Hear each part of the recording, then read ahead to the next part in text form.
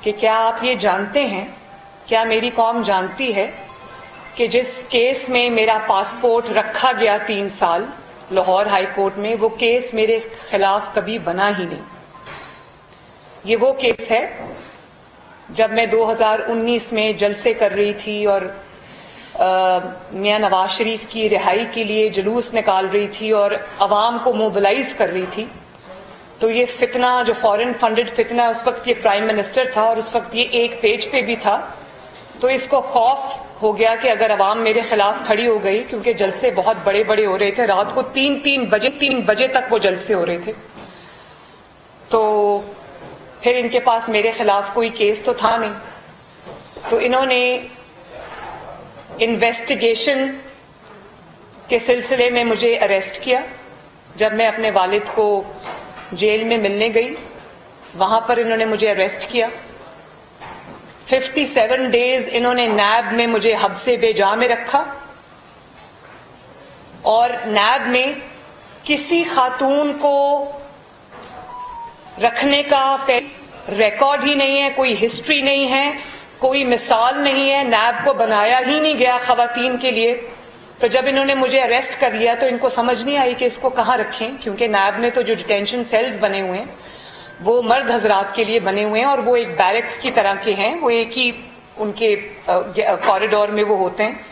تو پھر پکڑ تو لیا، کیس بھی کوئی نہیں تھا، تو انہوں نے مجھے پھر رکھا جو ان کا ڈے کیئر سینٹر ہے نیب کے ہیڈ آفس میں، وہاں پر انہوں نے مجھے اس کو خالی کرایا، وہاں پر انہوں نے مجھے 57 ڈیز حبس بے جا میں رکھا۔ اور میں پہلے بھی یہ بات بتا چکی ہوں کہ تفتیش مجھ سے جس بات کی جاتی رہی وہ یہ ہوتی تھی کہ آج کل آپ پولو کویلو کی کون سی کتاب پڑھ رہی ہیں، کیونکہ ظاہر ہے جب میرے گھر سے کتابیں آتی تھی تو وہ پڑھتے تھے اس کتاب میں کیا لکھا ہے، آپ کے گھر میں جو ہے وہ کھانے کا مینیو کون بناتا ہے، پارٹی کی ڈیسیجن میکنگ کی ہائرارکی کیا ہے۔ وہ جو ان کے وہاں کا جو نیب کا سٹاف تھا، ان کے جو دل میں دماغ میں سوالات تھے، وہ میری انویسٹیگیشن میں وہ شامل تھا۔ پھر مجھے جوڈیشل کر دیا گیا 57 ڈیز کے بعد، اور مجھے کوٹ لکھپت جیل بھیج دیا گیا، جہاں پر بھی میں کچھ میرے خیال ہے تقریباً 1.5 مہینہ رہی ہوں گی۔ تو کل ملا کے یہ 3 مہینے سے زائد کی، بلکہ شاید 3.5 مہینے سے زائد کی قید تھی۔ لیکن اس پورے عرصے میں اور آج تک، اس بات کو بھی اب 3 سال ہو گئے ہیں، آج تک میرے خلاف وہ کیس رجسٹر نہیں ہو سکا، نیب کا وہ ریفرنس نہیں بن سکا جس ریفرنس کی آڑ میں انہوں نے 3 سال میرا پاسپورٹ رکھا، بلکہ 3 سال صرف پاسپورٹ نہیں رکھا، 7 کروڑ روپیہ بھی رکھوایا ہوا ہے۔ اب میں اس کیس کی جو جس اس میں رکھا ہوا ہے، میں اس کی کواشمنٹ کے لیے بھی انشاءاللہ جلدی ایپلیکیشن دائر کروں گی۔ بہرحال وہ ایک سیپریٹ ایشو ہے۔ میں کہتے ہیں کہ حضرت علی رضی اللہ تعالی عنہ کا قول ہے کہ کفر کا نظام چل سکتا ہے، ظلم کا نظام نہیں چل سکتا۔ تو سب سے پہلے تو میں یہ سوال کرتی ہوں کہ یہ سوال یہ نہیں ہے کہ 3 سال بعد پاسپورٹ کیوں ملا مجھے، سوال یہ ہے کہ ناجائز طور پہ 3 سال میں میرا پاسپورٹ رکھا کیوں گیا اپنے پاس۔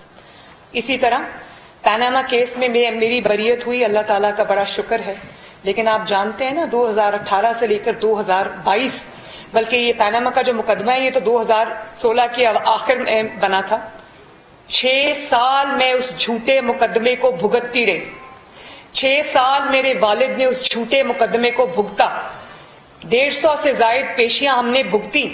سوال یہ نہیں کہ 6 سال بعد مجھے انصاف مل گیا اور میں بریت میری کیسے ہو گئی، سوال یہ ہے کہ 6 سال کیوں ایک جھوٹا مقدمہ چلا، اس کو چلنے دیا گیا۔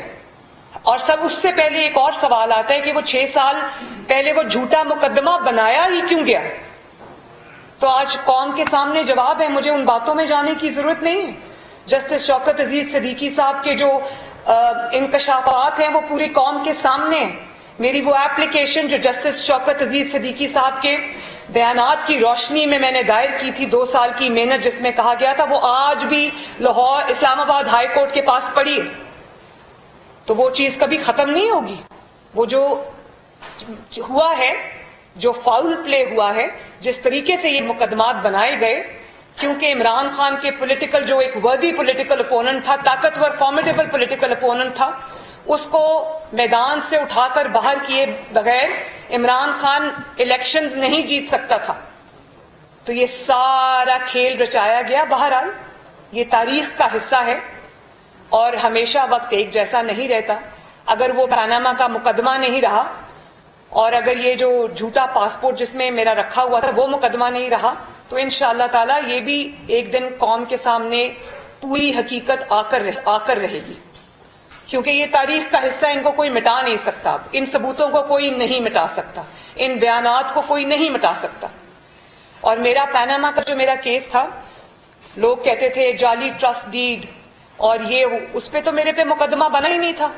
یہ بھی قوم نہیں جانتی. وہ جھوٹ بول بول کے، وہ جھوٹی ٹرسٹ ڈیڈ والی ٹی شرٹس پہن کے، کیلیبری کوئین کہہ کے انہوں نے ایک ایسی بات گھڑی جس کا جو یہ انہوں نے کیس میں رکھا ہی نہیں.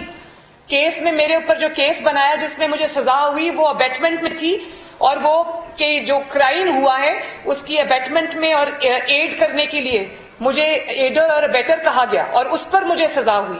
کیلیبری پر نہیں ہوئی، ٹرسٹ ڈیڈ پر نہیں ہوئی. ٹرسٹ ڈیڈ تو اٹھا کر عدالت نے پھینک دی باہر. انہوں نے کہا کہ یہ ٹرسٹ ڈیڈ ایک بہن اور بھائی کے درمیان ہے، اس میں کسی کا کیا نقصان ہوتا ہے.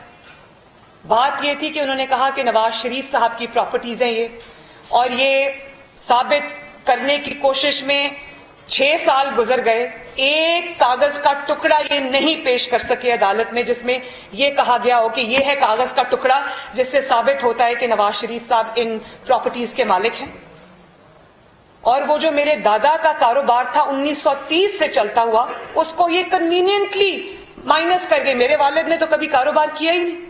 وہ میرے دادا کی کھڑی کی ہوئی امپائر تھی جس کو کنوینئنٹلی اس پہ آنکھیں بند کر لی. وہ دادا سے اگر پوتوں کو ملا یا پوتیوں کو ملا یا ان کی فیملی کو ملا تو وہ تو بات کنوینئنٹلی کھا گئے. ججز میرے سامنے یہ بات بار بار نیب سے کہتے رہے کہ کوئی ثبوت ہے تو دے دیں، کوئی ایک کاغذ کا ٹکڑا دے دیں جو یہ ثابت کرتا ہو کہ یہ پراپرٹیز نواز شریف کی ہیں اور مریم نے ایڈ اور ایبیٹ کیا ان کو. کبھی جب وہ سوال پوچھتے تھے کبھی نیب کو کرونا ہو جاتا تھا، کبھی نیب کو ڈینگی ہو جاتا تھا، کبھی نیب کا وکیل بدل جاتا تھا.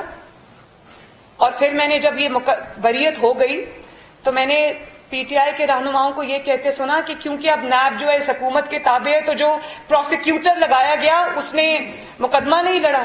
تو یہ میں قوم کے لیے بتا دوں، ان کی انفارمیشن کے لیے، ان کے نالج کے لیے، کہ میرے مقدمے میں آخر تک وہی 2 وکلا، وہی 2 پروسیکیوٹرز رہے جن نے میرا مقدمہ بنایا تھا. جس دن میری بریت ہوئی، اللہ تعالیٰ کا شکر ہے، اسی دن وہ سردار مظفر عباسی صاحب وہی پروسیکیوٹر آرگیو کر رہے تھے جنہوں نے جج بشیر کی عدالت میں 8 مہینے میرا مقدمہ لڑا میرے خلاف. اور ایک اور بات میں آج کلیریفائی کر دوں، میں نے اپنے وکیل کو یہ ہدایات دی تھی کہ مجھے نیب کی نئی امینڈمنٹس کا فائدہ نہیں اٹھانا. تو یہ میں پوری قوم کو آج یہ بتا دینا چاہتی ہوں. اس پہ ڈیٹیل پریسر میں نے پہلے بھی آپ سے کہا تھا کہ میں ڈیٹیل فیصلہ آنے کے بعد پاناما کا اس کے اوپر میں پریسر کروں گی. ابھی میں نہیں کروں گی. پھر میں بتاؤں گی کہ اس کیس میں کیا کیا ہوا اور کس طرح سے فاؤل پلے ہوا، کس طرح سے سازش ہوئی. سارے کیس کے ایک ایک حقائق جن پر میں نے آج تک بات نہیں کی اور چپ کا روزہ رکھا وہ میں قوم کے سامنے لے کر آؤں گی. لیکن میں آپ کو یہ بتا دوں کہ مجھے جو امینڈڈ لا ہے نیب کا، جو نئی امینڈمنٹس آئی ہیں، نہ میں نے وہ اویل کی ہیں، نہ اس کے تحت مجھے ریلیف ملا ہے. مجھے نیب کے پرانے قانون کے تحت میرٹ پہ ریلیف ملا ہے کیونکہ میرے خلاف کیس ثابت نہیں ہو سکا. سزا بھی ہوئی اور اس جھوٹے کیس میں میں نے سزا بھگتی 4 مہینے. جب اڈیالہ میں جب میری والدہ وہاں بیمار تھی اور میں اپنے والد کے ساتھ آئی تھی. اور پھر آپ کے اندر اتنی ہمت کہ آپ اس کو این آر او کہیں. این آر او یہ ہوتا ہے کہ جھوٹا مقدمہ جس کی آج سرے بازار جو رسوا ہو گیا، سرے بازار جس کی حقیقت آج قوم کے سامنے آ گئی، آپ کی اتنی ہمت کے بجائے اس پر آپ معافی مانگے جا کر کہ میں نے ایک خاتون سے زیادتی کی، میں نے نواز شریف صاحب سے زیادتی کی، یا بھلے آپ کے اندر اتنی اخلاقی جرت نہیں ہے کہ آپ معافی مانگے، تو آپ جائے نماز بچھائیں بنی گالا میں اور اللہ تعالیٰ سے معافی مانگے کہ میں بے گناہوں کے ساتھ میں نے سازش کی، ان کو سزا دلوائی صرف اس لیے کہ مجھے ملک کا وزیر اعظم بننا تھا، کیونکہ اگر وہ میدان میں رہتے تو میں وزیر اعظم نہیں بن سکتا تھا۔ این آر او اس کو کہتے ہیں کہ ماں وہاں مر رہی ہو اور باپ اور بیٹی ہاتھ پکڑ کر آ کر ایک جھوٹے مقدمے میں جس کی ہر طرف سے گواہی آ رہی تھی، تب بھی آ رہی تھی، کس کو یاد نہیں ہے کہ وہ اس طرح سے ایک صحافی نے جو نائب عدالت سے وہ یوں منہ چھپا کر ایک صاحب نکل رہے تھے جن دنوں ہمارا مقدمہ چل رہا تھا، آپ لوگوں کو یاد ہے یا نہیں یاد؟ شوکت عزیز صاحب کی گواہی کس کو یاد نہیں ہے؟ ارشد ملک کی گواہی کس کو یاد نہیں ہے؟ تو کبھی معافی مانگی گئی اور اس کے اوپر سے آپ کی اتنی جرت کہ آپ اس کو این آر او کہیں؟ این آر او یہ ہوتا ہے؟ این آر او یہ ہوتا ہے کہ نواز شریف کی بے گناہی کے ثبوت کے بعد ثبوت آئیں، ارشد ملک کی ویڈیو آ جائے، ثبوت میں وہ کہہ رہا ہے کہ مجھے بلیک میل کر کے سزا دی گئی، اور وہ آج تک باہر بیٹھے، یہ این آر او ہوتا ہے؟ این آر او یہ ہوتا ہے کہ آپ کیا نام ہے جو نیب کے پچھلے سربراہ تھے، جسٹس جاوید اقبال، آپ ان کو ان کی ویڈیو دکھا کر بلیک میل کریں اور ان سے اپنے مخالفین کے خلاف فیصلے لیں، کیا این آر او اس کو کہتے ہیں؟ این آر او اس کو کہتے ہیں کہ مریم نواز پہ کوئی کیس نہ بنتا ہو اور وہ جلسے اور جلوس کر رہی ہو اور آپ ڈر جائیں، آپ خوف میں مبتلا ہو جائیں اور آپ اس کو بغیر کسی کیس کے اٹھا کر اس اندر کر دیں، نیب میں ڈال دیں، حبس بے جا میں رکھیں؟ کیا این آر او اس کو کہتے ہیں؟ اور وہاں سے آپ اٹھا کے اس کو کوٹ لکھپت کے ڈیتھ سیل میں پھینک دیں جہاں پر ایک چارپائی رکھی ہو اور باتھ روم اور کمرے میں دیوار نہ ہو، این آر او اس کو کہتے ہیں؟ آپ کہتے ہیں ڈار صاحب این آر او کے بعد آئے؟ میں تو یہ سوال پوچھتی ہوں کہ واپس آنا تو تھا نا، ظلم نے ایک دن مٹنا تھا، یہ ہمیشہ کے لیے نہیں ہوتا، جو ظلم ہے اس کی شیلف لائف بہت چھوٹی ہوتی ہے، ڈار صاحب کو اس ملک سے جانا کیوں پڑا؟ واپس آنا تو بعد کی بات ہے، پہلے بتائیں۔ اور آپ کے منہ پہ قدرت کا زناٹے دار تھپڑ پڑا ہے کہ جس ڈار صاحب کو آپ نے فاؤل پلے کر کے نکلوایا، آج وہ آپ کا دوبارہ سے فائنانس منسٹر ہے، اور ڈار صاحب سے تکلیف جو ہے نا وہ این آر او کی نہیں ہے، ڈار صاحب کے واپس آنے کی بھی تکلیف نہیں ہے۔ ڈار صاحب سے ان کی جو اب میٹنگز بنی گالا میں ہو رہی ہیں نا، ان کے اپنے لوگوں نے مجھے بتایا کہ ان میٹنگز میں اب بات یہ ہوتی ہے کہ ڈار صاحب واپس آ گئے تو ڈالر کی قیمت جو ہے وہ نیچے آ رہی ہے، روپیہ مستحکم ہو رہا ہے، سٹاک مارکیٹ جو ہے وہ بہتری کے سائنز دکھا رہی ہے، اوپر جا رہی ہے، ڈیزل اور پیٹرول کی پہلی بار قیمتیں اس طرح سے کم ہوئی ہیں۔ اور ڈار صاحب کیونکہ ایکسپیرینسڈ آدمی ہے، بہت دفعہ ملک کو معاشی بحرانوں سے نکال چکے ہیں، ایسے معاشی بحرانوں سے بھی انہوں نے نکالا ہے جب امید کی کوئی کرن نظر نہیں آتی تھی۔ تو تکلیف ان کو اصل میں یہ ہے، جو ان کی گفتگو ہے آپس کی، وہ یہ ہے کہ اب ڈار صاحب واپس آ گئے ہیں، اکانومی کی بہتری کے اشارے مل رہے ہیں، اور اکانومی اگر بہتر ہو گئی تو ہمیں کون پوچھے گا؟ اصل میں تکلیف یہ ہے ڈار صاحب سے۔ تو پہلے تو اس بات کا جواب دو نا کہ تم نے اپنے سیاسی مخالفین پر جھوٹے مقدمے بنائے کیوں؟ اور آج اللہ تعالیٰ کا فضل ہے، میں نے پہلے بھی یہ کہا تھا کہ جھوٹ کو ایک نہ ایک دن مٹنا ہوتا ہے، باطل کو مٹنا ہوتا ہے، حق کو آنا ہوتا ہے۔ آج جب تمہارا بھیانک چہرہ نظر آ رہا ہے، کبھی تم بشیر میمن صاحب کو پرائم منسٹر ہاؤس میں بلا کر کہو مریم کو گرفتار کرو، شہباز شریف کو گرفتار کرو، اور وہ کہے بھائی میں کیوں کروں، کوئی کیس ہو تو کروں نا، مجھے نہیں پتا، تم جیسے مرضی کرو۔ اور اس کے بعد کبھی آپ جسٹس جاوید اقبال صاحب کو بلیک میل کر کے کہیں، اب وہ بیچاری طیبہ گل جو ہے وہ اپنی ویڈیو لے کر ایک وقت کے پرائم منسٹر کے پاس گئی اور اس نے کہا کہ آپ کا جو نیب کا چیئرمین ہے وہ مجھے بلیک میل کر رہا ہے، تو اس کو بھی 1 مہینہ حبس بے جا میں رکھ لیا، اس سے وہ ویڈیو لے لی کہ ہاں میں ایکشن لیتا ہوں، اور بعد میں پتا چلا کہ وہ ویڈیو دکھا کر وہ جاوید اقبال صاحب کو بلیک میل کرتے رہے۔ یہ تو اس کے احتساب کی اصل حقیقت ہے۔ شرم نہیں آتی اس انسان کو کہ آج بھی معافی مانگنے کی بجائے این آر او کی رٹ لگا کے بیٹھا ہے۔ میں بتاتی ہوں تمہیں این آر او کیا ہوتا ہے۔ این آر او پتہ ہے کیا ہوتا ہے؟ این آر او ہوتا ہے جب تم نے اپنے گھر کی بنی گالا، جس کا نام منی گالا ہے، اس کی ریگولرائزیشن کے لیے تم نے جعلی ڈاکیومنٹس جمع کرائے، اور اس پر بھی تمہارے ثاقب اور نثار نے تمہیں صادق اور امین کا سرٹیفکیٹ دیا۔ صادق وہ صداقت اور امانت کی داستانیں پھر پوری دنیا نے سنی۔ این آر او اس کو کہتے ہیں کہ جب جس دن تمہیں پنجاب گورنمنٹ ملی تم نے اسی دن فرا گوگی کے کیس ختم کرا دیے، بلکہ جو پنجاب میں بیوروکریسی کے تبادلے کیے وہ کیے ہی اس لیے کیونکہ تم فرا گوگی کے کیسز پہ پردہ ڈالنا چاہتے تھے. اس کی وجہ یہ تھی کہ فرا گوگی نے جو بھی کمایا تھا اس کی فرنٹ وومن وہ پیرنی پنکی تھی اور تم تھے. اس کے سب فٹ پرنٹ جو ہیں وہ جاتے تھے بنی گالا کی طرف. اور جس نے کہا کہ تمہاری ناپیاں اسٹیبلشمنٹ چینج کرتی ہے اور وہ پنجاب کا سب سے بڑا ڈاکو ہے، اس کو تم نے چیف منسٹر پنجاب بنا دیا. اس کے بیٹے کو بھی کل لاہور ہائی کورٹ سے ریلیف ملا، جس کورٹ کے پاس اتنے بڑے بڑے ایف آئی آئی کے پاس ثبوت ہے اس کی منی لانڈرنگ کے، اس کے حق میں کل فیصلہ آتا ہے. اس کو کہتے ہیں این آر او. تمہارے خلاف اتنے بڑے بڑے کیسز ہیں. پاکستان کی 75 سال کی تاریخ میں تمام بٹھا لیں آپ حکمران، کسی کے خلاف ملا کے اتنا کوئی کیس نہیں ہوگا جو اس کے خلاف ہے. فارن فنڈنگ میں مجرم یہ ثابت ہوا، توشہ خانہ میں مجرم یہ ثابت ہوا، فرا گوگی کیس میں مجرم یہ ثابت ہوا. اور آپ یہ دیکھیں این آر او فرا گوگی کو کیسے ملا. اس کو راتوں رات جہاز میں بٹھا کے فرار کرا دیا. این آر او اس کو کہتے ہیں جو علیمہ باجی کو ملا، جس نے اقرار کیا ہے کہ اس نے گناہ کیا ہے لیکن اس کو کسی نے ہاتھ نہیں لگایا. این آر او اس کو کہتے ہیں.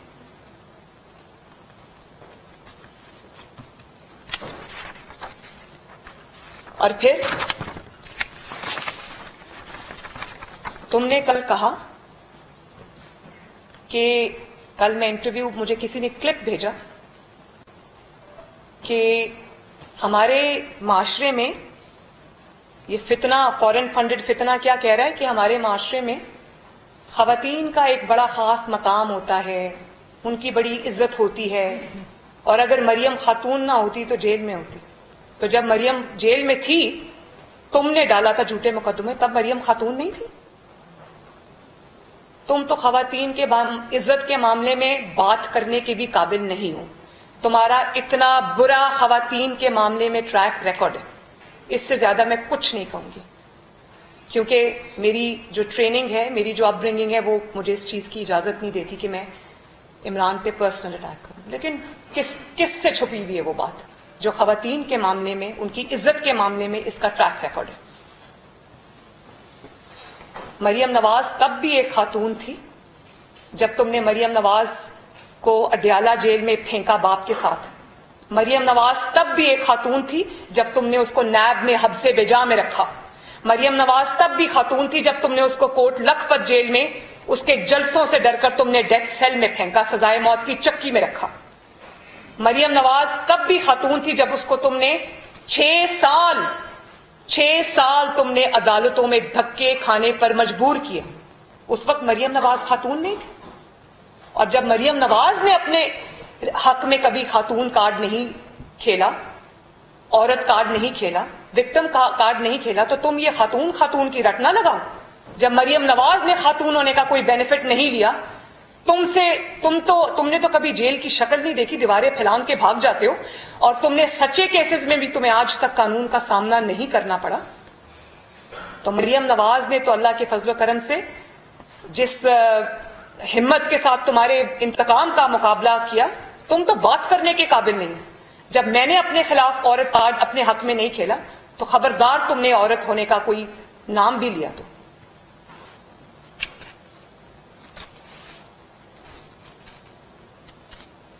اور پھر جب تم نے مجھے میرے باپ کے سامنے گرفتار کیا، خواتین کے ساتھ اس طرح کرتے. اس وقت میں خاتون نہیں تھی، یا خاتون صرف وہی ہے جو بنی گالا میں چھپ کے بیٹھی ہوئی. وہ ہیروں کی انگوٹھیاں لے کر بھی آج، ہیروں کے سیٹ لے کر بھی آج اپنے گھر کے کمفرٹ میں. میں تو 6 سال سے سڑکوں پہ ہوں. لیکن قدرت کا اپنا ٹائمنگ بھی ہوتی ہے، قدرت کا اپنا طریقہ ہوتا ہے سچائی کو سامنے لانے کا. اور جس طرح انسان آزمائش سے گزر کر جب سرخرو ہوتا ہے، اس بات کا مزہ ہی اور ہے. میں تو قدرت پہ قدرت کی اللہ تعالیٰ کی شکر گزار بھی ہوں اور حیران بھی ہوں. مجھے کوئی افسوس نہیں. میں آج بھی وکٹم کارڈ نہیں کھیلتی. جو میری ٹریننگ میرے مخالفین نے پچھلے 6 سال میں کرائی ہے، میں خود بھی، میرا پوری فیملی پارٹی مل کے میری یہ ٹریننگ کراتی تو کبھی نہیں ہو سکتی تھی. جو اللہ تعالیٰ نے مجھے ہمت دی، جو برائی کے خلاف، ظلم کے خلاف، انتقام کے خلاف، جال سازی کے خلاف کھڑے ہونے کا اللہ تعالیٰ نے مجھے حوصلہ دیا، میں اللہ تعالیٰ کی شکر گزار ہوں. اور آج میں ایک فرق مریم نواز ہوں. تو اس کا شکریہ مخالفین کا بھی بنتا ہے، اس فتنہ خان کا بھی بنتا ہے. تمہاری طرح بنی گالا میں چھپ کے یا گرفتاری کے خوف سے حفاظتی ضمانتیں نہیں کراتی پھرتی تھی. میں تب بھی میں خاتون تھی. جب مجھے نیب نے بلایا تو میں نے نیب کی، پرویز رشید صاحب اور مریم میرے ساتھ تھے، میں نے نیب کے پتھر بھی کھائے. میری بلٹ پروف گاڑی پہ فائرنگ ہوئی، اس کی اسکرین ٹوٹ گئی. تب بھی میں خاتون تھی. خاتون کے ساتھ یہ سلوک کیا جاتا ہے تو خاتون کا تو نام بھی تم نہ لو. مجھے پتا ہے کہ تم خواتین کی کتنی عزت کرتے ہو. تم نے جس طرح تم نے، چلے یہ تو سیاسی ہو گیا نا، تم جس طرح فرسٹریشن میں میرے خلاف جملے کستے ہو اسٹیج پہ کھڑے ہو کر جلسوں میں. یہ کس نے کہا تھا کہ مریم میرا اتنی بار نام لیتی ہے کہ اس کا کہیں ہسبینڈ نہ ناراض ہو جائے؟ یہ گھٹیا جملے بازی کس نے کی تھی؟ چلے مریم نواز کو چھوڑ دیں، وہ آپ کی پولیٹیکل اپوننٹ ہے، آپ کو ڈر لگتا ہے اس سے. آپ مجھے صرف یہ بتائیں، آج کل ان کی ساری تقاریر میرے خلاف ہوتی ہیں تو مجھے پتا ہے کہ ان کو وہ کیا سوچ رہے ہیں. تو یہ جو آنریبل جج زیبا کے بارے میں گفتگو کی تھی اس فتنہ نے، وہ کیا تھا؟ للکارا جلسے میں کھڑے ہو کر کہا کہ تمہیں بھی ہم نہیں چھوڑیں گے. کیا الفاظ استعمال کیے کہ نہیں چھوڑیں گے، آپ کے خلاف بھی ہم ایکشن لیں گے. جج زیبا نام بھی لیا. اور ان کو کل اس کے اندر معافی مل گئی. تو بات یہ ہے کہ اطہر من اللہ صاحب کی میں بہت عزت کرتی ہوں، احترام کرتی ہوں ایز اے جج بھی. تو انہوں نے معافی دے دی، بڑے دل کا مظاہرہ کیا، درگزر کا مظاہرہ کیا. لیکن میں عدلیہ سے بڑے ادب سے یہ کہنا چاہتی ہوں کہ یہ فراخ دلی کا مظاہرہ جو ہے نا، اس قسم کے شیطانی ذہن کے انسان کے ساتھ نہیں کیا جاتا. اگر آپ اس قسم کے انسان کو معاف کریں گے جس کا کام ہی یہی ہے کہ پہلے جلسوں میں کھڑے ہو کر بدتمیزی کرو، جملے کسو، الزام لگاؤ، بھلے بعد میں وہ الزام کا دھڑن تختہ ہو جائے، لیکن وہ بہت سالوں سے یہی کرتا آ رہا ہے. اور جب قانون کے شکنجے میں گردن پھنستی ہوئی نظر آئے تو جا کے معافی مانگ لو. اور آپ کیا خیال ہے کہ جب وہ جج زیبا سے معافی مانگنے گئے تھے تو وہ اس لیے معافی مانگنے گئے تھے کہ ان کو لگا تھا ان سے غلطی ہوئی؟ ان کا ٹریک ریکارڈ اٹھا کے چیک کر لیں.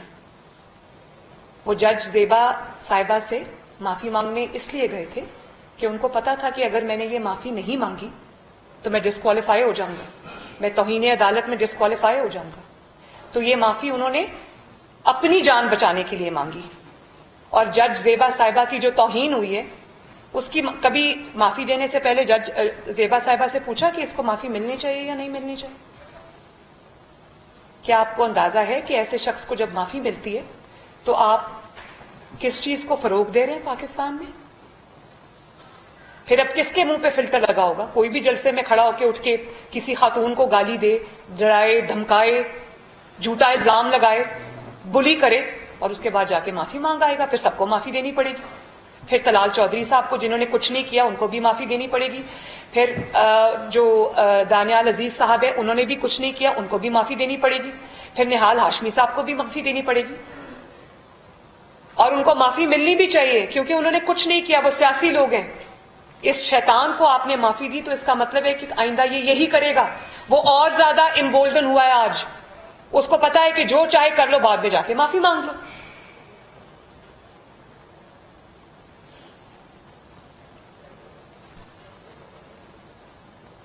اور دیکھیں ایک اور میری نظر سے ویڈیو گزری. یہ اے آر وائی کو وہ اینکر ہیں شاید ماریا میمن، ان کو انٹرویو دے رہے تھے. اور آپ یہ اندازہ لگائیں اس شخص کا، مجھے وہ الفاظ نہیں ملتے، آپ اندازہ لگائیں. کہتا اس نے کہا وہ سائفر کہاں ہے، کاپی جو سائفر کی، وہ تو میں گم ہو گئی مجھ سے. اندازہ لگائیں آپ سائفر گم ہو گیا مجھ سے. وہ سائفر کوئی وہ ہیرے کی انگوٹھی کے لین دین کا تو وہ ریکارڈ نہیں تھے نا جو تم نے گم کر دیا تو کوئی بات نہیں.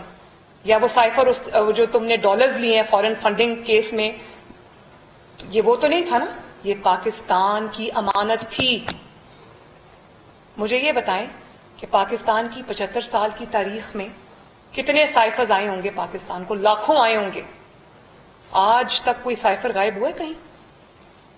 وہ سائفر, بات یہ نہیں ہے کہ وہ سائفر کہاں گیا, غائب ہو گیا, اس کی کاپی وہاں پڑی ہوئی ہے نہیں پڑی ہوئی.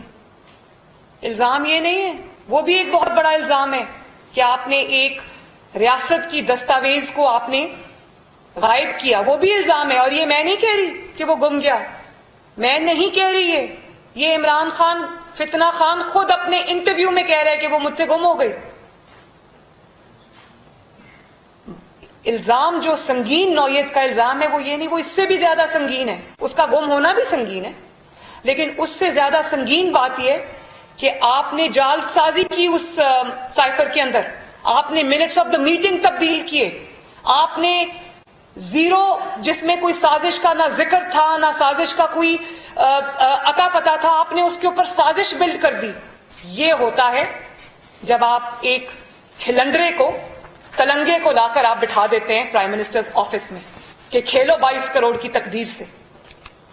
اور آپ جانتے ہیں کہ اب فارن آفس کے جو لوگ ہیں وہ کیا کہتے ہیں, پرائم منسٹر کیا کہتے ہیں؟ اب جو بین الاقوامی دنیا ہے, انٹرنیشنل ورلڈ ہے, دنیا کے ممالک ہیں, وہ پاکستان کو سائفر بھیجنے سے آج ڈر رہے ہیں کہ ان کو پتہ نہیں ہے. وہ کہتے ہیں کہ ہمیں یہ پتہ نہیں ہے کہ اس سائفر کے ساتھ کیا ہوگا, اس کے منٹس تبدیل کر کے اس کو سازش بنا دیا جائے گا.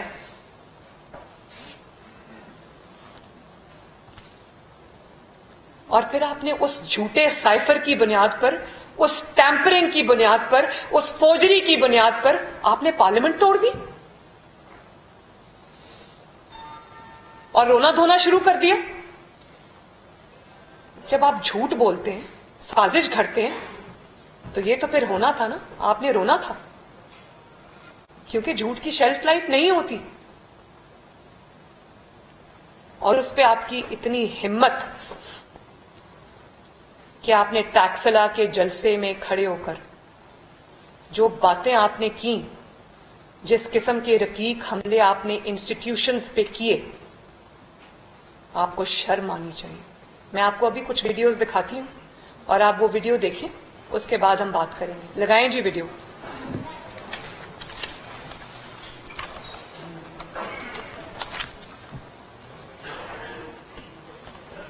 آواز اونچا کریں پلیز,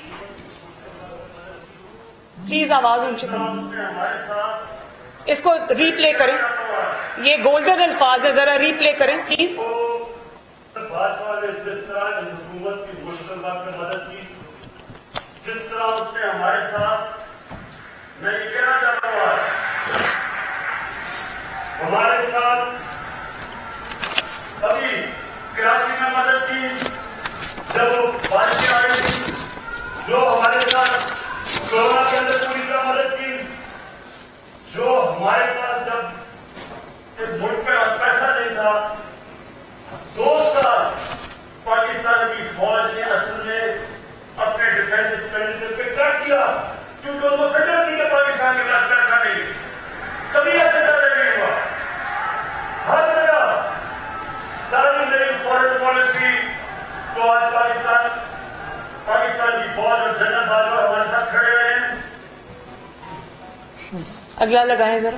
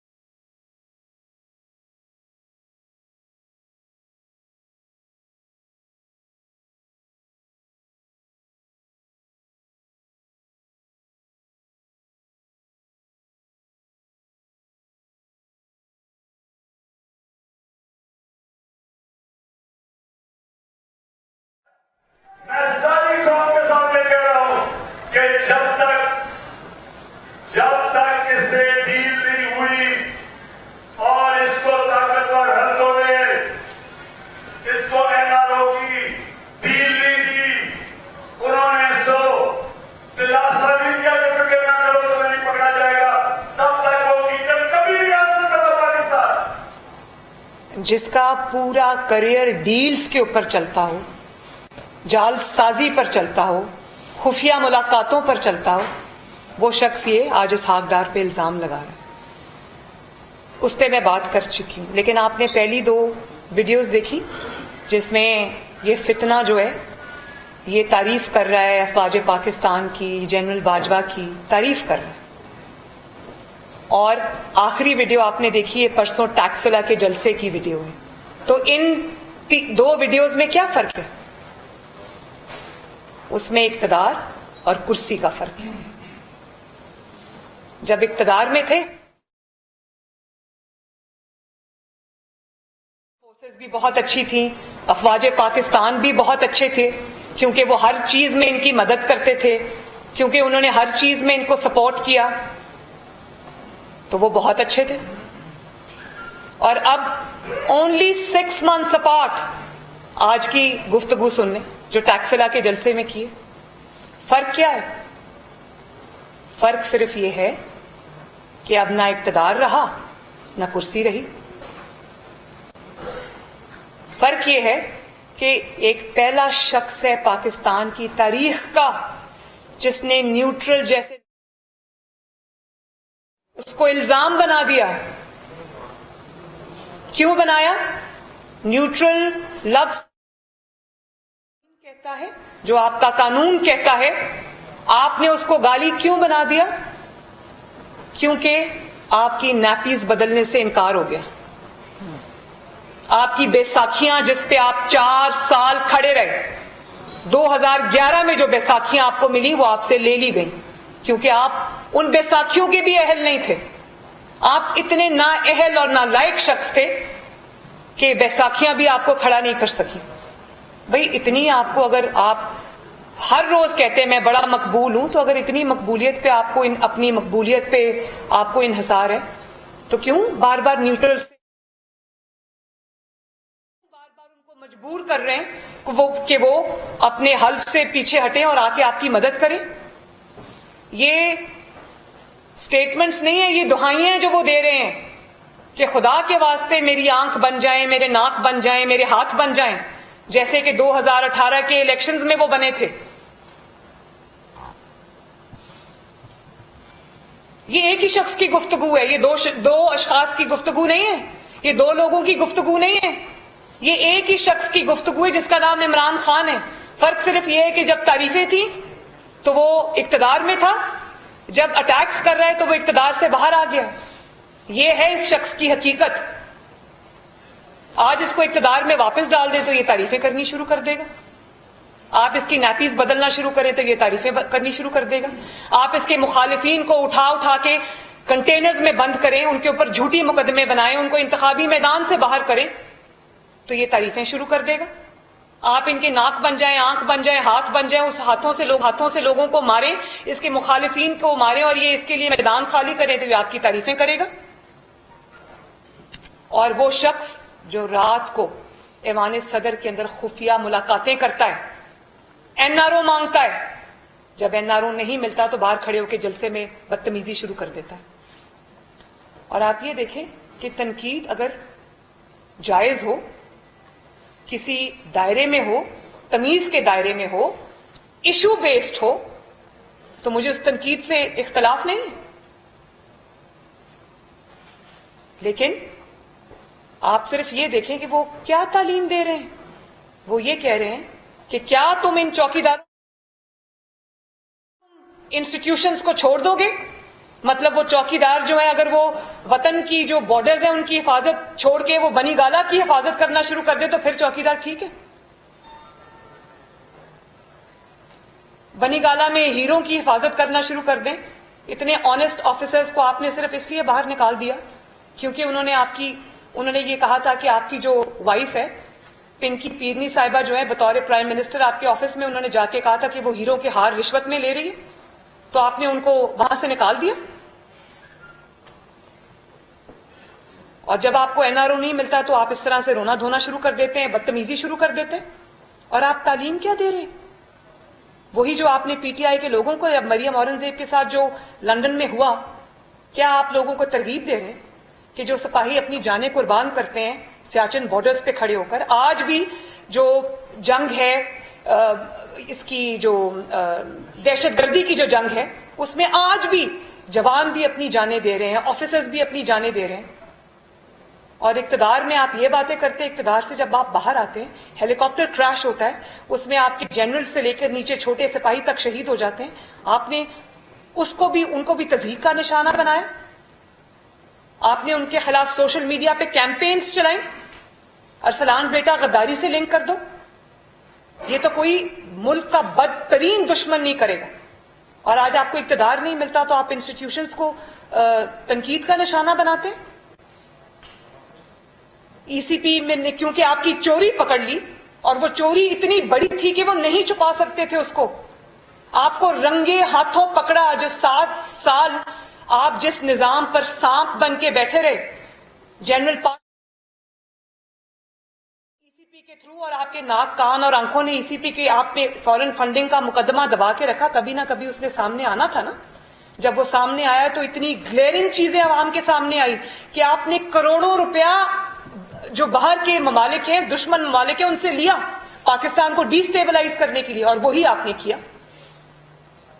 تو جب تک فورن فنڈنگ کا معاملہ رفع دفع ہوا تھا, دبا کے رکھا ہوا تھا, تب تک ای سی پی کا چیئرمین, جس کو آپ نے خود لگایا, وہ بہت اچھا تھا, وہ ایک بڑا آنےسٹ آفیسر تھا. جب اس نے آپ کی چوری پکڑ لی, جب اس نے آپ کو رنگے ہاتھوں پکڑا, آپ کا چہرہ عوام کو دکھایا, تو وہ برا ہو گیا, وہ کرپٹ ہو گیا.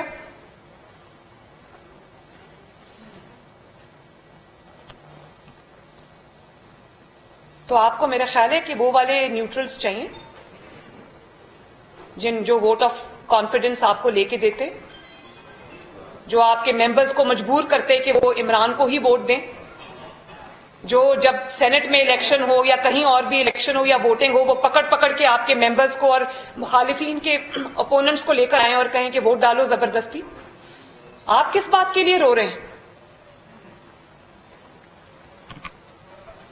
جو تمہارے مقدمات پر, تمہارے جرائم پر, تمہارے قصور پر پردہ ڈالے, وہ آنےسٹ ہے, وہ ٹھیک ہے. اور جو تمہیں رنگے ہاتھوں پکڑے, تمہیں ایکسپوز کرے, وہ کرپٹ بھی ہے, وہ غلط بھی ہے, اس کے گریبان کو بھی پکڑنا ہے. تو مجھے اس بات کا شدید افسوس ہوا ہے کہ آپ سوچیں, جب اس نے جو بدتمیزی کی ہے ٹیکس لا کے, آپ ان چوکیداروں کو معاف کر دیں گے, میری بہنیں معاف کر دیں گی, تو وہ جو سیاچن میں کھڑا سن رہا ہے, جب اس تک یہ بات پہنچے گی, جو سرحدوں کی حفاظت پہ میرے بھائی اور بیٹے کھڑے ہیں, جب ان تک یہ بات پہنچے گی تو ان کو کیا پیغام ملے گا, ان کے دل پر کیا گزرے گی؟ ہر چیز کو آپ نے اپنی گھٹیا سیاست کی نظر کرنا ہے, تو آپ کو شرم آنی چاہیے. ایشو پہ بات کریں, ہم سب سنیں گے, لیکن یہ رونا دھونا جو ہے نا کہ مجھے میری نیپیز کیوں نہیں بدل رہے, مجھے کیوں نہیں سپورٹ کر رہے, میرے کرچز کیوں نہیں بن رہے, میری بیساکھیاں کیوں نہیں بن رہے, مجھے اقتدار کیوں نہیں لے کے دے رہے. اقتدار کوئی لالی پاپ ہے جو اٹھا کے آپ کے ہاتھ میں دے دیں گے؟ جی ایک منٹ عثمان, آپ بات کریں, میں دیتی ہوں, میں آ رہی ہوں. عارف میں دیتی ہوں.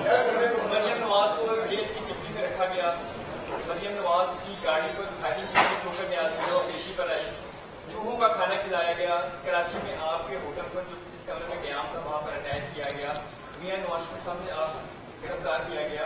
جو لوگ توڑنا چاہتے تھے ان کے لیے کیا پیغام ہے, اور دوسرا اسمبلی کا حصہ کب بن رہی ہے. میاں نواز کے بارے میں یہ کہا جا رہا ہے کہ آپ کے ساتھ وہ نومبر میں آ رہی ہے, دسمبر میں آ رہی ہے. اللہ تعالیٰ کرے کہ وہ میرے ساتھ واپس آئیں, اور اب ان کو کب واپس آنا ہے انشاءاللہ تعالیٰ, کیونکہ میرے کیس کے تھرو, کیس وہ میرا تھا لیکن اس سے زیادہ بے گناہی میاں نواز شریف کی ثابت ہوئی ہے. کیونکہ میاں نواز شریف پر کیس ہی یہ تھا کہ جس کیس میں وہ بیچاروں ان کو سزا ملی ہے, ان پر کیس ہی یہ تھا کہ پراپرٹیز ان کی ہیں جو ان کی نہیں نکلی.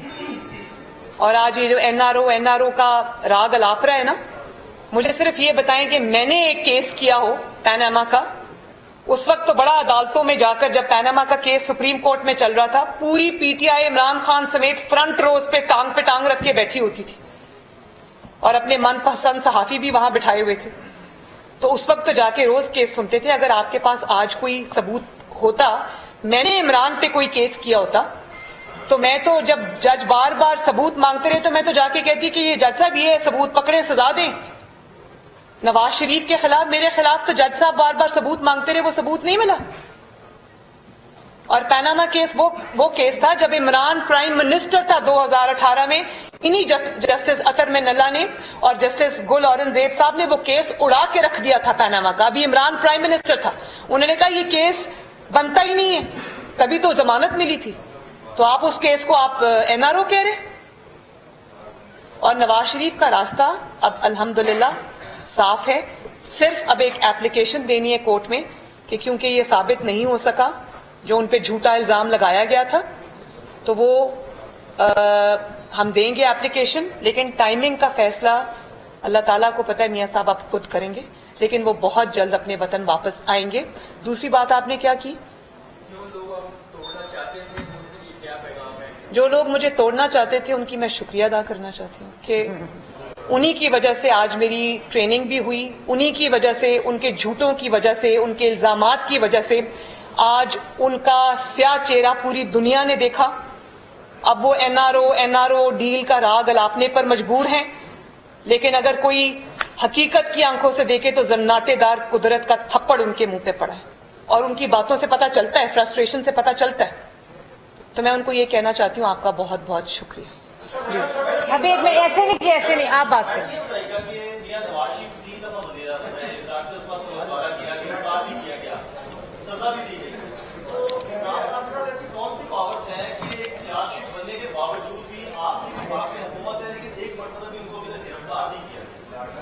دیکھیں میری بات سنیں, نہیں میں لاڈلا واڈلا کچھ نہیں.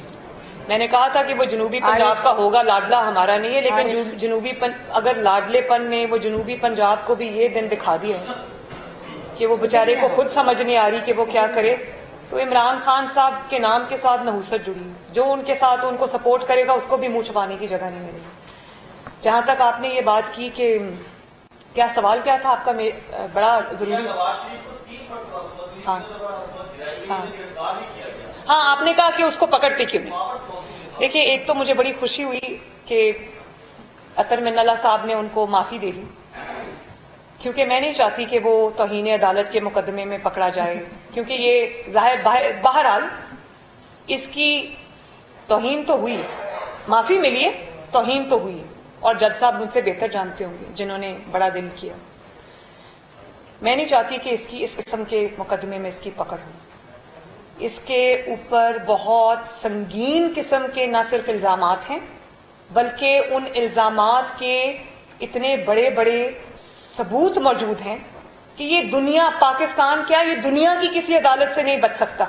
فارن فنڈنگ کیس آپ لے لیں, اس پہ ثابت ہوا کہ اس نے پاکستان کی دشمن طاقتوں سے پیسہ لیا. نہ صرف پیسہ لیا, لاکھوں ڈالر لیے, ان کو اپنی جیب میں ڈالا, ملازموں کے نام پر وہ منگوائے, اپنے جماعت کے اراکین کے نام پر منگوائے, اور اس کے بعد اپنے دستخطوں سے منگوائے اور کہے دستخط مجھے نہیں پتا تھا میں کر رہا ہوں. بڑی اچھی بات ہے جی, آپ کلاس 4 میں پڑھتے ہیں, آپ کو پتا نہیں چلا کہ کس نے آپ سے دستخط کرا لی. اور اس کے بعد آپ نے مس ڈیکلریشنز کی. سب کیسز کا جو باپ ہے نا, حالانکہ اس کے سارے جرائم سنگین ہیں, یہ سائفر والا جرم بھی سنگین ہے, توشہ خانہ جرم بھی سنگین ہے, توہین والا جرم بھی سنگین ہے, لیکن سب کیسز کا باپ فارن فنڈنگ ہے. فارن فنڈنگ کیس کو اگر آپ دیکھیں تو وہ یہ سائفر کے ساتھ بھی لنک ہوتا ہے, کیونکہ فارن فنڈنگ پکڑ کر, ڈالر پکڑ کر آپ نے ملک کے ساتھ وہ کیا جو دشمن کرنا چاہتے تھے, اور دشمنوں نے خود نہیں کیا, عمران کے تھرو کیا, اس فتنے کے تھرو کیا. اس کا کام ہی فتنہ پھیلانا ہے. تو اس کے اوپر بہت بڑا کیس ہے فارن فنڈنگ کا. توشہ خانہ کیس میں آپ آ جائیں, کیا اس نے گھڑیاں نہیں لی, کیا گھڑیاں بیچی نہیں؟ اور آپ یہ دیکھیں کہ پہلے گھڑیاں بیچ دیں, ان کا پیسہ جیب میں ڈال لیا, اس کے بعد کہیں جا ڈکلیئر بھی نہیں کیا, جھوٹ بولا اس کے بارے میں بھی. تو کوئی بھی اس کا مقدمہ آپ اٹھا کے دیکھ لیں, سیاسی بنیاد پر اس کا کوئی مقدمہ نہیں بنا. سیاسی بنیادوں پر اس کو ریلیف ضرور مل رہا ہے, سزا نہیں ملی ابھی تک. اور اگر اس ملک میں آئین اور قانون نام کی چیز ہے تو پھر قانون کے جو ہاتھ ہیں وہ اس کے گریبان سے اب زیادہ دور نہیں. اور میری جد و جہدی اس بات پر ہوگی کہ اس کو پکڑا جائے, اس کو بھی پتا چلے کہ یہاں پر کس بھاؤ بکتی ہے. جی عارف,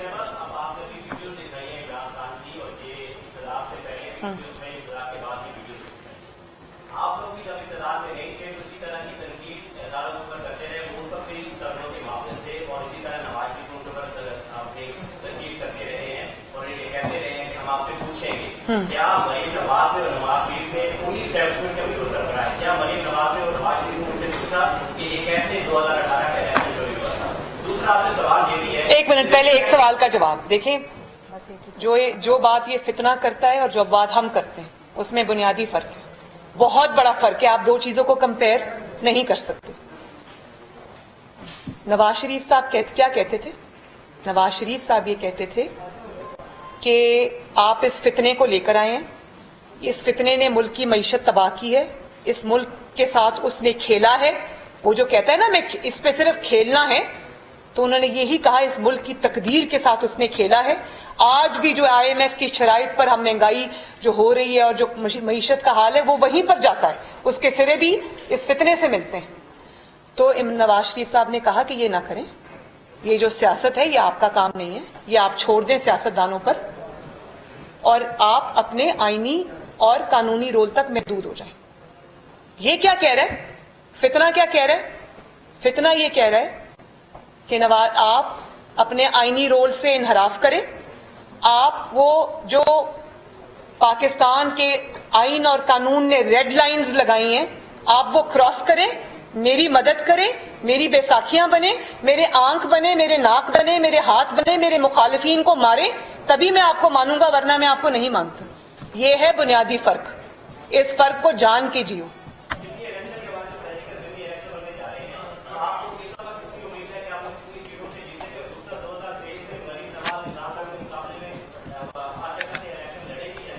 हर जगह से हमारी पार्टी है। नहीं, मेरी बात सुने कि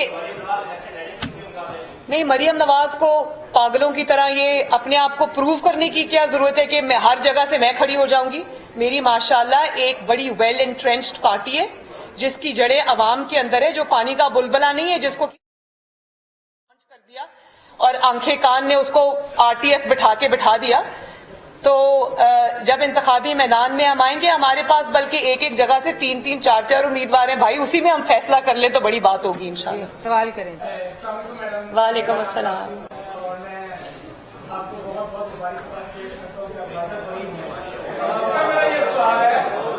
मेरे से ज्यादा खुश तो आप लग रहे हैं वैसे।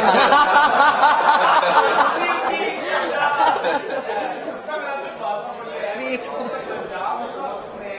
हमारे रोजनामा पाकिस्तान और रोज टीवी चैनल के इश्तिहार 2 महीने से बंद किए हुए हैं और प्रेशर डालेंगे अपने रिपोर्टर का कि वो खबरें पसंद नहीं आ रही। और ये पंजाब में अजीब एक रवायत पैदा हुई है और अपोजिशन भी पंजाब में सिर्फ खामोश है, कुछ नहीं बोल रही। तो उसके बारे में आप क्या कह रहे हैं? पंजाब में अपनी ये कौन सी हुकूमत बैठ गया कि जो जिनको इब्राहिम साहब देखें, पंजाब में जब अदालती हुकूमत आएगी तो वो यही करेगी, अवामी हुकूमत आती है तो वो ये नहीं करती। इसी तरह जब 2018 में इमरान को इंस्टॉल किया गया पाकिस्तान में बतौर वजीर आजम, तो वहां पर भी जितने ये पिछले 5 साल में सहाफियों के साथ जितनी ज्यादतियां हुई हैं, जिस तरह उनको गोलियां मारी गई, जिस तरह उनको घरों से उठाया गया, जिस तरह उनको तशद्दुद का निशाना बनाया गया, जिस तरह उनको नौकरियों से निकाला गया, जिस तरह चैनल मालिकान को उठाकर नैब में बंद किया गया, उनके खिलाफ मुकदमे बनाए गए। तो एयरवाई के खिलाफ तो कोई मुकदमा नहीं बन रहा, एयरवाई के किसी शख्स को गिरफ्तारी नहीं हो रही, हालांकि होनी चाहिए, बहुत बड़े बड़े जराइम किए उन्होंने। लेकिन जब आप गैर सियासी लोगों को लाके बिठाते हैं अदालती हुक्म के जरिए तो फिर ऐसा ही होता है। मरियम जरा देखना क्यों इनके इश्तिहारात बंद हैं क्या? अच्छा, जब ऐसा करते हैं कि जब इंशाअल्लाह ताला मुस्लिम लीग नून पंजाब हुकूमत में वापस आएगी तो खोल देंगे। इब्राहिम इधर अहमद से इब्राहिम।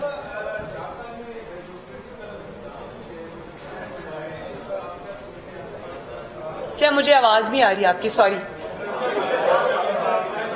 हुआ है इसका आप क्या समझते हैं? आपके पास क्या पॉलिटिकल एजेंडा क्या है? मुझे आवाज नहीं आ रही आपकी? सॉरी जी, 4 साल में जो पॉलिटिकल जो है सिस्टम डैमेज हुआ है, इसका आपके पास क्या पॉलिटिकल एजेंडा है कि ये कैसे रिपेयर होगा? इसके अलावा हुकूमत के पास जो है अभी काफी काम करने वाला है, जिसमें उनके पास जो है अद्वियात का स्कैंडल उनके पास है, इसी तरह पनामा के जो लोग थे वो अभी भी जो है और लोग भी मौजूद हैं जिनको नोटिस सर्व नहीं हुए, सिर्फ एक केस ही जो है वो हाईलाइट हुआ मियां मोहम्मद नवाज शरीफ वाला, बाकी जो है वो भी हुकूमत कुछ नहीं करने पा रही। तो क्या आप अपनी हुकूमत से सेटिस्फाइड हैं या नहीं?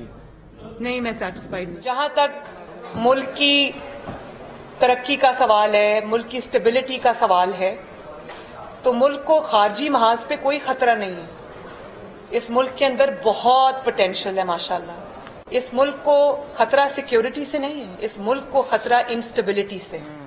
और इंस्टेबिलिटी जो है वो पैदा करने वाले अनासिर जब तक सियासत में भेस बदल कर रहेंगे, जब तक इस मुल्क में फॉरेन फंडेड एजेंट्स को उनको करार वाकई सजा नहीं मिलेगी, इस मुल्क में स्टेबिलिटी नहीं आ सकती।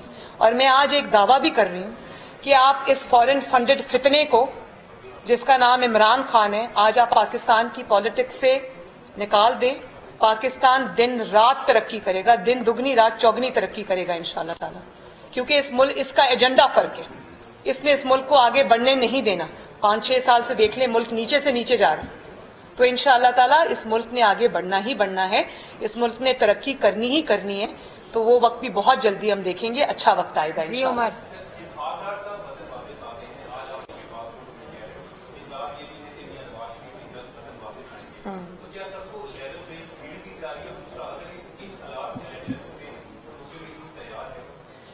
उमर, आपने बड़ा अच्छा सवाल पूछा। लेवल प्लेइंग फील्ड तो अभी हमें हुकूमत में रह के भी नहीं मिली।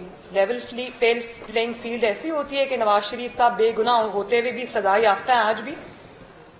लेवल प्लेइंग फील्ड ये होती है कि एक शख्स जिसके जराइम से हाथ रंगे हुए हैं, जिसके खिलाफ नाकाबिले तरदीद सबूत है, वो खुला फिर रहा है, ये लेवल प्लेइंग फील्ड होती है।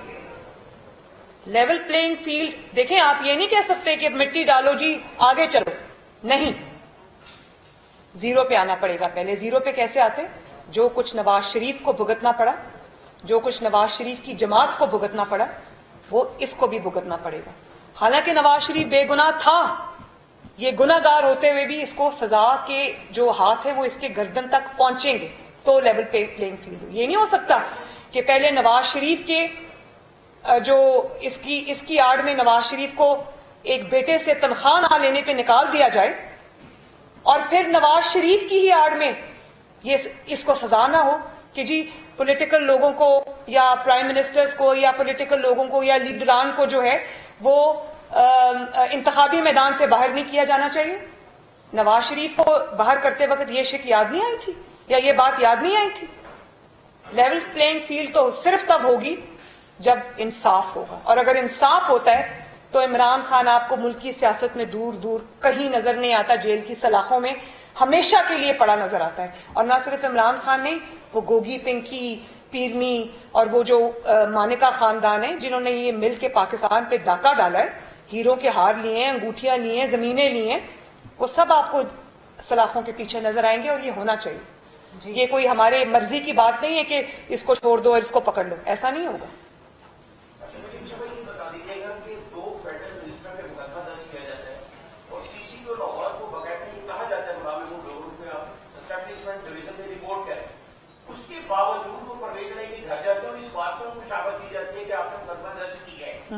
में रिपोर्ट करें, उसके बावजूद वो परवेज लाई के घर जाते हैं और इस बात पे उनको शाबाश दी जाती है कि आपने मुकदमा दर्ज की है। तो उनके खिलाफ फेडरल जो है वो क्या कर रहा है इस वक्त कि पूरे लाहौर में जो है वो पुलिस जो है वो बढ़ चुकी है, क्राइम बढ़ चुका है, 50% क्राइम जो है वो बढ़ चुका है। तो ये भी जिम्मेदारी बनती है हुक्मरानों की, इस तरफ भी तवज्जो दें। और इसमें ये भी ऐड कर लें कि जब वजीर आजम मियां शहबाज शरीफ वजीर आला पंजाब थे तो यही सीसीपी और डीएजी ऑपरेशन था, इस पे एलिगेशन लगा था कि ये कब्जा ग्रुप का सरपरस्त है, तो इसको फील्ड में पोस्टिंग नहीं देनी चाहिए। तो लेकिन इस किस्म की वो जो फेडरेशन के अहकामात हैं, जो फेडरल गवर्नमेंट के अहकामात हैं, वो बाउंड है मानने के लिए, उनके पास चॉइस नहीं है। और अगर आज इस बात पे कानून की खिलाफ वर्जी हो रही है और जो पाकिस्तान का लॉ है उसकी खिलाफ वर्जी हो रही है, तो एक ना एक दिन, आज नहीं तो कल, हमेशा परवेज इलाही साहब उनको प्रोटेक्ट करने के लिए नहीं बैठे रहेंगे। उनको भी जवाबदेह होना पड़ेगा और सबको जवाब देना पड़ेगा। जहां जहां कानून की खिलाफ वर्जी हुई है, जहां जहां अपने पॉलिटिकल फायदे के लिए उन्होंने इस तरह से किया है, सबको जवाब देना पड़ेगा इंशाल्लाह। और फेडरल गवर्नमेंट को अगर वो जवाब नहीं दे रहे तो जबरदस्ती जवाब देना चाहिए। یہ میں نے آپ کو پہلے بھی کہا ہے کہ قانون کی جو اپلیکیشن ہے وہ چوائس نہیں ہے.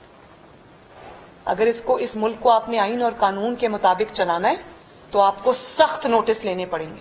جی ارسلان عدنان ایک منٹ. عدنان ایک سیکنڈ. ارسلان صاحب آپ بات کریں.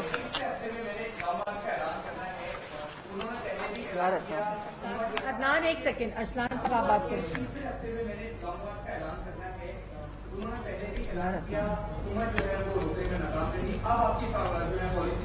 کیا حکومت روکنے میں ناکام رہی؟ ایک سیکنڈ مجھے جواب دینے دیں. حکومت کس کو روکتی بھائی؟ وہ تو جو انقلاب آنا تھا وہ تو براستہ بنی گالا پشاور فرار ہو گیا. وہ ہیلی کاپٹر سے نیچے اترا ہی نہیں. ہیلی کاپٹر سے مجھے یاد آیا کہ میں آج خیبر پختونخوا کے عوام کے لیے آواز اٹھانا چاہتی ہوں.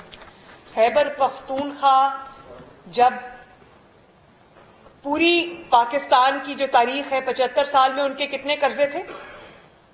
97 ارب کے.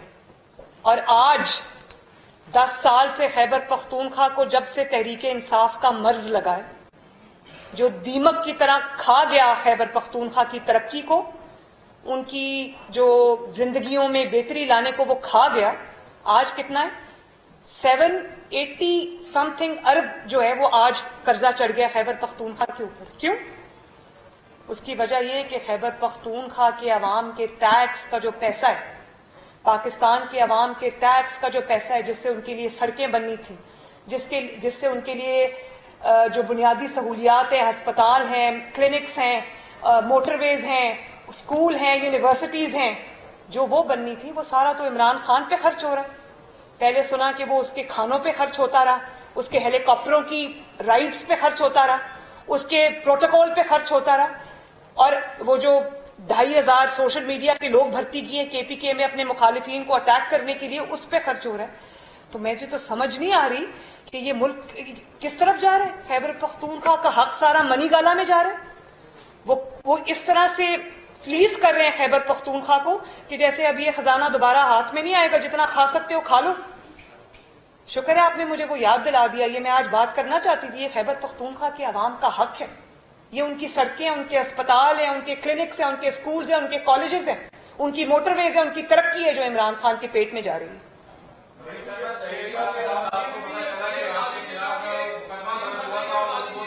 بیٹا ایک سیکنڈ. ارسلان صاحب آپ بات کریں. مجھے 6 سال بعد نہیں پتا چلا. ارسلان آپ بات کر لیں یار.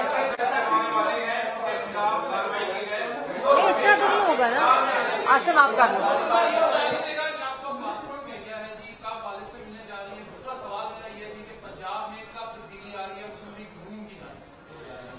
اچھا یہ بھی مجھے بات کرنی تھی. میں انشاءاللہ تعالی جلد جا رہی ہوں. پاسپورٹ مجھے آج مل گیا، اللہ تعالیٰ کا شکر ہے. میں 3 سال سے نواز شریف صاحب سے نہیں ملی. جب سے میرے والدہ کی وفات ہوئی ہے میں اپنے بھائیوں سے حسن اور حسین سے نہیں ملی. وہ آ نہیں سکے، میں جا نہیں سکی. تو یہ ظلم کے حساب ہیں جو دینے پڑیں گے. تو اب مجھے انتظار نہیں ہو رہا کہ میں کب جاؤں اور اپنے والد سے ملوں. اور میں نے پہلے بھی ایک بات بتائی تھی کہ مجھے کچھ عرصے سے میری ایک سرجری ڈیو ہے جو کہ پاکستان میں نہیں ہوتی کیونکہ وہ بہت ریئر ڈیزیز ہے. میں نے پاکستان میں بہت پتہ کیا، وہ سرجری وہاں نہیں ہوتی. تو وہ سرجری بھی مجھے کرانی ہے اور انشاءاللہ فائٹنگ فٹ ہو کے آؤں گی اور اس فتنے کا انشاءاللہ تعالیٰ کلا کما کریں گے اور مسلم لیگ نون کو فتح کی طرف لے کر جائیں گے انشاءاللہ تعالیٰ. پنجاب گورنمنٹ میں نے آپ کو پہلے کہا ہے عدالتی حکومت ہے، ایک نہ ایک دن ختم ہونا ہے انشاءاللہ، جلدی ہوگی. یہ بتائیے گا کہ عمران خان کا کوئی بھی نیریٹو ہو، جھوٹا ہو یا سچا ہو، وہ اتنی مہارت کے ساتھ ڈرل کرتا ہے کہ وہ عوام میں زیرائی رکھتی ہے، اسے آپ کا ڈاؤن بنتا ہے. لیکن آپ اور آپ کی جو دوسری لیڈرشپ ہے ان کا بیانیہ اتنا ہی اسٹرانگ ہو رہا تو ان سے وہ زیرائی نہیں ملتا. اس کی کیا وجہ ہے کہ یہ ہے کوئی کمیونیکیشن گیپ ہے لیڈرشپ کے درمیان اور آپ کے ووٹر کے درمیان، یا حکمت عملی کا فقدان ہے، یا کہ لوگ آپ پہ ٹرسٹ نہیں کرتے، جو اس طرح سے بلیو نہیں کرتے جیسے کہ اس کے بیانیے کو ایکسیپٹ کرتے ہیں. جو بیانیہ ہے اس کو، اس کی کامیابی کو ناپنے کا آپ کے پاس کیا میجر ہے؟ کیا آج جو فیصلے آ رہے ہیں وہ عمران خان کے بیانیے کے منہ پہ تھپڑ نہیں ہے؟ الیکشن ہے، 15 سیٹیں انہوں کیا آج جو میں نے آپ کو ایک سیکنڈ وہ ان کی اپنی سیٹیں تھی بھائی, اس میں سے بھی 5 ہم نے جیت لی انشاءاللہ تعالی. مجھے یہ بتائیں جو میں نے آج آپ کو 2 ویڈیوز دکھائی ہیں, ایک ان کی حکومت میں ہوتے ہوئے اور ایک حکومت کے بعد کی, کیا یہ ان کے بیانیے کے منہ پہ تھپڑ نہیں ہے؟ ہاں صرف ایک بات ہے, آج جو اسحاق ڈار صاحب واپس آئے کیا وہ ان کے بیانیے کے منہ پہ تھپڑ نہیں ہے؟ تو بات یہ ہے کہ ایک ضرور کریڈٹ میں ان کو دیتی ہوں, اور وہ یہ ہے کہ وہ بہت ڈٹائی کے ساتھ اور کسی بھی شرم کے بغیر جھوٹ بولتے ہیں. مسلم لیگ نون جھوٹ نہیں بولتی, لیکن مسلم لیگ نون ان کے جھوٹوں کو, یہ جو آج انہوں نے سائفر کا جھوٹ بولا اور اس کے بعد خود کا سائفر گم ہو گیا, بعد میں آڈیو آ گئی کہ اس کے ساتھ صرف کھیلنا ہے اور منٹس تبدیل کر دو, کیا یہ بیانیہ جو سازش کا گھڑا تھا اس کے منہ پہ تھپڑ نہیں؟ آپ کیسے کہتے ہیں وہ بیانیہ کامیاب ہو گیا؟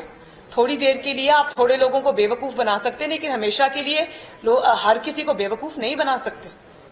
آج آپ کل ان کو کہہ رہے تھے کہ ان سے اچھا کوئی سپہ سالار نہیں ہے, اس فوج سے اچھی کوئی فوج نہیں ہے. آج آپ یہ کہہ رہے ہیں کہ یہ میر جعفر ہیں, میر صادق ہیں, نیوٹرلز ہیں. نیوٹرل کو آپ نے گالی بنا دیا, ان کو مارو, ان کو پکڑو, ان کو معاف نہیں کرنا. تو یہ بیانیوں کے منہ, مطلب وہ بیانیہ کس کا تھا؟ یہ ایک ہی شخص کے بیانیے ہیں. نواز شریف صاحب نے تو کبھی کسی کو میر جعفر نیوٹرل کو گالی نہیں بنایا.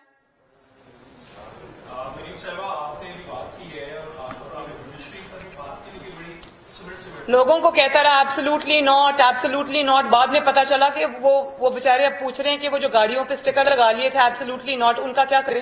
وہ اتارنے یا لگائے رکھیں؟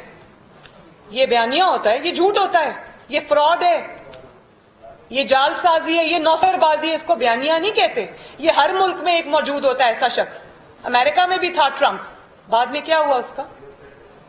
تو عمران خان کے جھوٹوں کی بھی ایک شیلف لائف ہے جو کہ اب پوری ہوتے نظر آتی ہے. لوگوں کو آپ کرپٹ کہتے رہے, اور عدالت کہہ رہی ہے جرم ہی نہیں ہوا, نواز شریف بے گناہ ہے, مریم نواز بے گناہ ہے. اور خود کیا ہوا؟ خود آپ سے ہیروں کی انگوٹھیاں پکڑی گئیں, 3 کیرٹ کی نہیں 5 کیرٹ کی چاہیے. فرسٹ لیڈی کو انگوٹھی دینی ہے تو 5 کیرٹ کی تو دو, 3 کیرٹ کی تو نہیں دینی نا. اور مجھے 3 کیرٹ کی 5 کیرٹ کی انگوٹھی دو, میں تمہیں ابھی عمران خان سے فائل پہ دستخط کرا کے دیتی ہوں. تو کہاں گیا وہ چوری کا, ڈاکے کا نیریٹو؟ تو جس طرح عمران کے جھوٹوں کی ایک شیلف لائف ہے, جس طرح وہ پوری ہونی ہے, تو انشاءاللہ تعالی عمران خان صاحب کی بھی شیلف لائف ہے جو پوری ہو چکی ہے.